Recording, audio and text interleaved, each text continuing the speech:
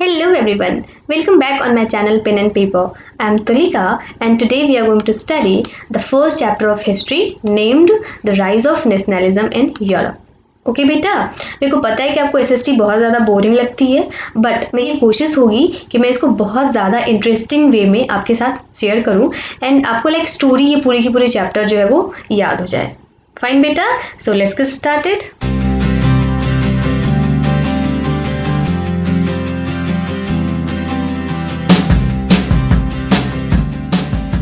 बेटा, ये chapter start करने से पहले आपने हेडिंग को ध्यान से पढ़ा होगा, है ना. The rise of nationalism in Europe. तो सबसे पहली बात तो यहाँ पे है कि वो जो टर्म नेशनलिज्म है उसका क्या मतलब होता है. फाइन.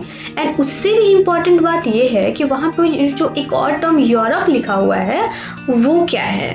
ओके तो देखो, हमारे वर्ल्ड में 7 कॉन्टिनेंट्स हैं. आपने बचपन में पढ़ा होगा. Okay, one of them is Asia जिसमें कि हम रहते हैं, इंडिया इसे बिलोंग करता है. And the another one is Europe. Okay, and Europe में भी बहुत सारे कंट्रीज हैं, लाइक फ्रांस है, जर्मनी है, ब्रिटेन है, जहाँ पे कि अंग्रेज थे हमारे यहाँ आए थे शासन करने के लिए, आपको पता है. ओके, तो ये हो गई यूरोप की बात. यानी कि हम लोग एशिया के बारे में नहीं पढ़ रहे, हम लोग इंडिया के बारे में तो बिल्कुल नहीं पढ़ रहे, हम लोग यूरोप के बारे में पढ़ रहे हैं. फाइन. यानी कि आपका सीबीएसई ये चाहता है कि आप सिर्फ इंडिया के बारे में ना जानो. ओके, इंडिया के बाहर भी क्या हो रहे थे.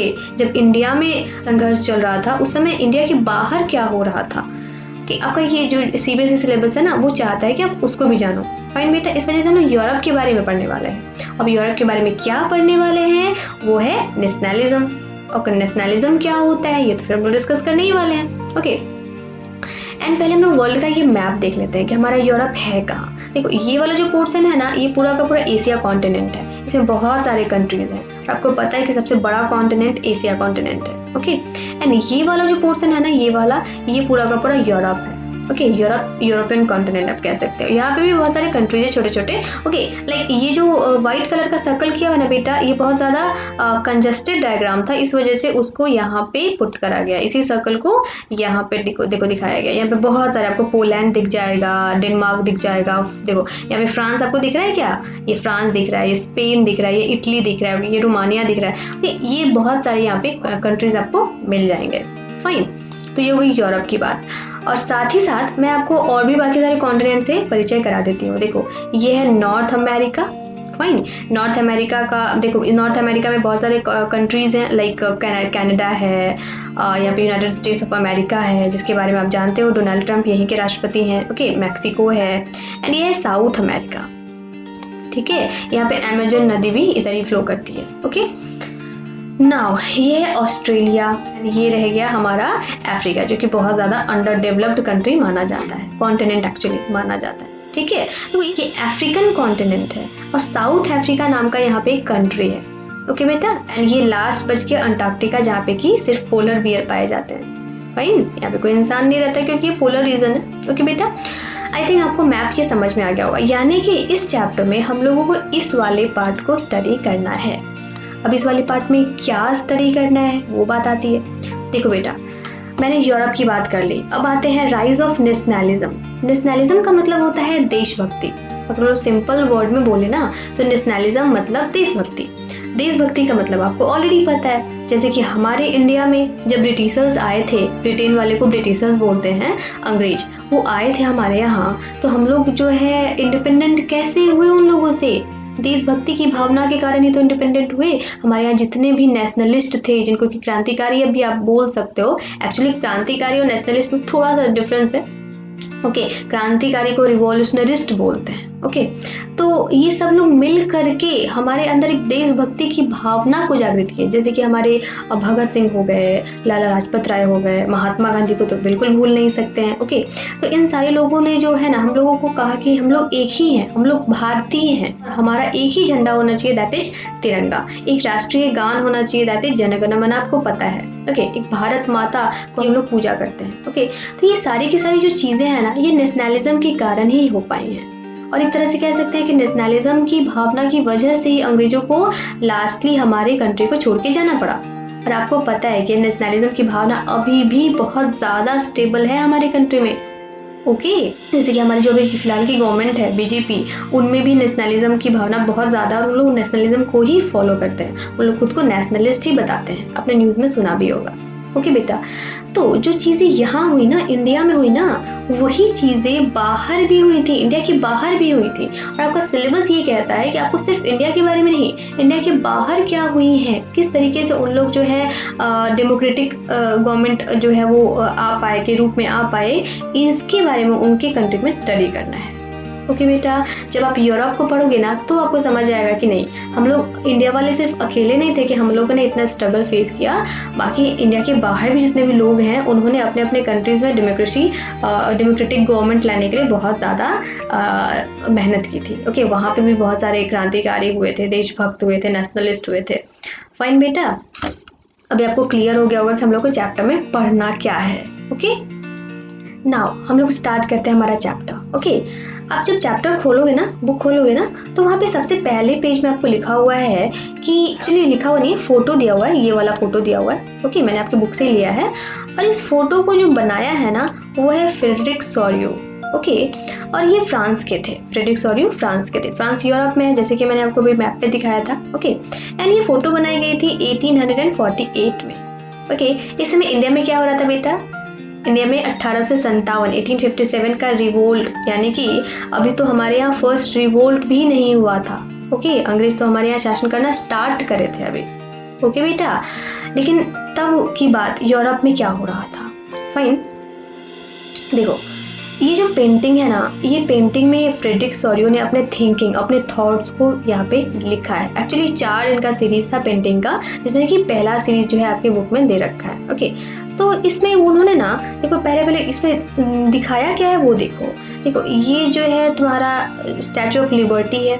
ओके, जैसे हमारे यहाँ भारत माता है, वैसे ही वहाँ पे स्टैचू ऑफ लिबर्टी है, जो कि आप चैप्टर पढ़ोगे तो सबको समझ में आएगा। ओके, ये पूरा का पूरा फोटोग्राफ आपको तब समझ में आएगा जब आप चैप्टर कंप्लीट कर लोगे। ओके, बट फिर भी मैं थोड़ा सा आपको हिंट देती हूँ, बाकी मैं पूरा चैप्टर कंप्लीट करने के बाद फिर से इसको समझाऊंगी वहाँ पे। फाइन बेटा, और देखो उन्होंने क्या देखा था, उन्होंने देखा था अमेरिका और यूरोप के जितने भी लोग हैं वो लोग अपना अपना झंडा लेकर के, क्योंकि सबके यहाँ तो झंडा होता है। ओके, झंडा का मतलब होता है कि हम लोग सब एक हैं, हम लोग एक ही झंडे के नीचे हैं। ठीक है, जैसे हमारे यहाँ तिरंगा है, वैसे यहाँ यूरोप का अलग झंडा था, अमेरिका का अलग झंडा था। ओके, यूरोप नहीं, फ्रांस का अलग झंडा, क्योंकि यूरोप में तो बहुत सारे कंट्रीज हैं, तो फ्रांस का अलग झंडा, ब्रिटेन का अलग झंडा, जर्मनी का अलग झंडा। ओके, तो सब कोई अपना अपना झंडा लेकर के लाइन में लगा हुआ है।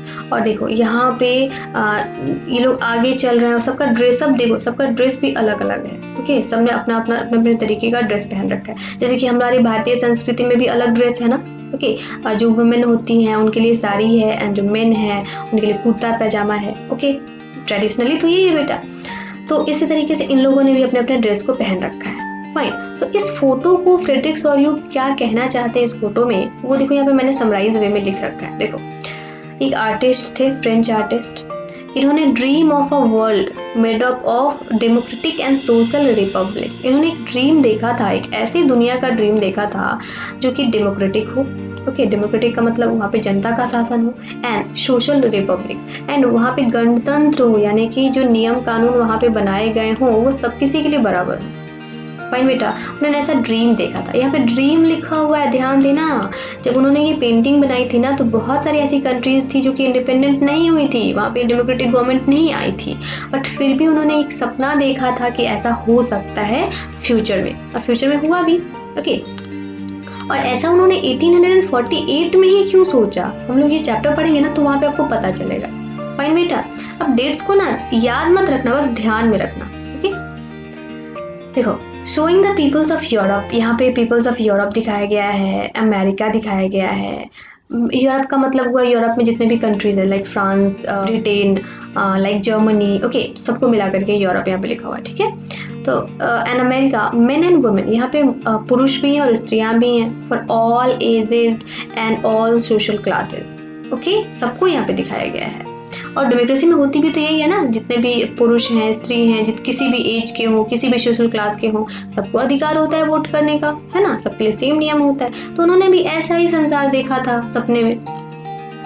marching in a long train and offering homage to the Statue of Liberty as they pass by it. देखो Statue of Liberty से ये पास कर रहे हैं और श्रद्धांजलि अर्पित कर रहे हैं. ओके, नाउ यूनाइटेड स्टेट्स जो कि अमेरिका में है, स्विट्जरलैंड जो कि यूरोप में है, विच by that time way already nation state. देखो जब उन्होंने ये फोटो बनाया था ना, तब ये स्विट्जरलैंड और United state already nation states बन गए थे.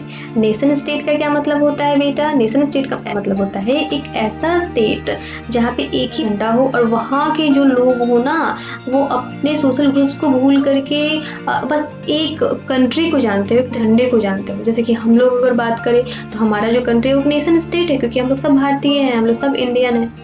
फाइन बेटा. जैसे कि फ्रांस जो है अब जाकर के नेशन स्टेट बन चुका है, क्योंकि वहाँ के लोग फ्रेंच कहलाते हैं, जर्मनी के लोग जर्मन कहलाते हैं. ओके, तो सब में एकता की भावना जब आ जाती है ना, तो वो नेशन स्टेट बन जाता है. फाइन बेटा. तो ये दोनों जो यूनाइटेड स्टेट्स और स्विट्जरलैंड जो थे ना, ये ऑलरेडी नेशन स्टेट बन चुके थे. कब की बात है? 1848 की बात है, ध्यान में रखना. ओके, नाउ इनके पीछे पीछे, फॉलोइंग का मतलब होता है पीछे पीछे कौन आ रहे थे? जर्मनी आ रहे थे. ओके, मतलब यहाँ पे तो हमको क्लियरली नहीं शोन है, बट यहाँ पे लिखा हुआ है. फाइन, मैंने लिख दिया है. When Sorio created this picture, German people did not yet exist as a united nation. देखो जब इन्होंने 1848 में फ्रेडरिक सोरियो ने जब ये फोटोग्राफ बनाया था, तब सिर्फ यूनाइटेड स्टेट एंड स्विट्जरलैंड के लोग जो थे वो नेशन स्टेट में कन्वर्ट हो चुके थे. Okay, but Germany nation state नहीं बना था. ओके, फिर भी उन्होंने सोचा कि हाँ जर्मनी फ्यूचर में कभी नेशन स्टेट जरूर बनेगा. ओके, द फ्लैग दे वे are holding was the expression of liberal hope. जो उन्होंने फ्लैग लिया हुआ है, इसका मतलब है कि उनमें लिबरल होप्स है, यानी कि सब किसी के नियम कानून सब बराबर होगा. Fine. in 1848 to unify the numerous German speaking peoples. और सबसे बड़ी बात है कि लोग जो थे डिवाइडेड थे अपने बोलचाल की भाषाओं के आधार पे. ओके, तो फ्रेडरिक सोरियो के मन में कहीं ना कहीं था कि जो जर्मन पीपल थे अलग अलग लैंग्वेजेस बोला करते थे, वो कभी ना कभी जो है एक तिरंगे झंडे के अंदर जरूर आएंगे. इस वजह से उन्होंने जर्मन पीपल को इसमें शामिल किया था. फाइन बेटा, और ऐसा हुआ भी था, बाद में जाके हुआ था. और हम लोग को पढ़ना भी तो है कि जर्मनी किस तरीके से यूनिफाइड हुई थी. Okay, following them are the peoples of Austria. और जर्मनी के पीछे और कौन कौन से पीपल थे? तो भाई ऑस्ट्रिया के पीपल थे. देखो ये सारे के सारे कंट्रीज जो है ना यूरोप के हैं, तो आप ध्यान में रखना. ठीक है, kingdom of two Sicilies, Lombardy, Poland, England, Ireland, Hungary and Russia, ये सब यूरोपियन कंट्री हैं. फाइन बेटा. नाउ यहाँ पे 3 वर्ड्स आते हैं. एक है एब्सोल्यूटिज्म, दूसरा है मॉडर्न स्टेट और तीसरा है नेशन स्टेट. इन तीनों में क्या डिफरेंस एक बार वो देखो. एब्सोल्यूटिज्म का मतलब होता है मोनार्की, ओके, तानाशाही आप कह सकते हो. मॉडर्न स्टेट का मतलब होता है कि तानाशाही के बाद से जो डेमोक्रेटिक गवर्नमेंट बनती है उसको मॉडर्न स्टेट बोलते हैं. बट सिर्फ डेमोक्रेटिक गवर्नमेंट बन जाना इनफ नहीं है. ओके, उस देशभक्ति की भावना जब तक नहीं आती है तब तक वो कंट्री नेशन स्टेट नहीं कहलाएगा. फाइन बेटा. तो बाद में जब देशभक्ति की भावना आती है ना, तब उसको बोलते हैं कि वो नेशन स्टेट बन चुका है. लाइक आपने 9th में फ्रांस के बारे में पढ़ा था, फ्रेंच रिवॉल्यूशन पढ़ा था. उस फ्रेंच रिवॉल्यूशन में सबसे पहले फ्रांस में एब्सोल्यूटिज्म था. ओके, राजा था वहाँ पे, लुई 16वां आपने पढ़ा था. एंड उसके बाद से वहाँ पे मॉडर्न स्टेट वो बन गया, क्योंकि वहाँ पे कॉन्स्टिट्यूशन बना, बट वो काम नहीं आ पाया. फिर नेपोलियन आ गया, आपने पढ़ा था. ठीक है, तो वहाँ पे नेपोलियन क्यों आया? क्योंकि वो मॉडर्न स्टेट बना था, तब तक नेशन स्टेट नहीं बना था. फाइन, लोगों में देशभक्ति की भावना नहीं थी. लोगों को था कि वो कॉन्स्टिट्यूशन बनाए, एक नियम कानून बनाए, बट वो ठीक तरह से काम नहीं किया. क्यों नहीं किया? क्योंकि लोगों में देशभक्ति की भावना नहीं थी, नेशनलिज्म की भावना नहीं थी. ओके, एंड बाद में जाकर के नेशनलिज्म की भावना जब आई ना, तब जाकर के फ्रांस नेशन स्टेट में कन्वर्ट हुआ था. ओके बेटा.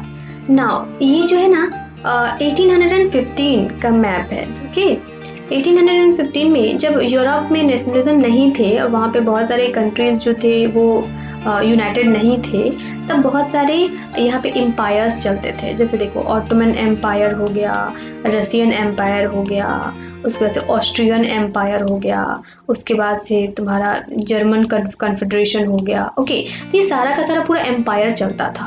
ओके, एम्पायर का मतलब ये हुआ ना कि यहाँ पे एक राजा का शासन था, और वो हो सकता है कि राजा तानाशाह भी हो. फाइन बेटा. यहाँ पे डेमोक्रेसी बिल्कुल भी नहीं थी. पूरे यूरोप की मैं बात कर रही हूँ, 1815 की. ओके, 1848 से बहुत पहले. तो ये सारे के सारे एम्पायर्स जो थे ना, बाद में जाकर के डिसॉल्व होना पड़ा इन लोगों को, और तब जाकर के बाद में जैसे जर्मनी बना, इटली बना, फ्रांस अलग हो गया, फाइन, ब्रिटेन तो पहले से अलग हो ही चुका था, ओके, रसिया भी अलग हो गया, ऑटोमन एम्पायर पूरा का पूरा बिखर गया, फाइन। तो इन सब के बारे में हम लोग इस चैप्टर में स्टडी करने वाले हैं। इस वजह से आपको पता होना चाहिए कि जब ये सब नाम आएंगे ना, ऑटोमन एम्पायर क्या है, ऑस्ट्रियन एम्पायर क्या है, रशियन एम्पायर क्या है, तो फिर उसमें आपको कंफ्यूजन नहीं हो, इस वजह से मैंने ये मैप आपको दिखा रखा है। फाइन बेटा, इसमें आपको हम लोग और अच्छे से स्टडी करने वाले हैं आने वाले टॉपिक्स में, ओके। यानी पूरा का पूरा ये जो मैप दिख रहा है ना आपको, यूरोप का मैप दिख रहा है, देखो यहाँ से पूरा का पूरा ये जो पोर्शन है ये यूरोप है, और इसी के बारे में हम लोग स्टडी करने वाले हैं, ओके बेटा।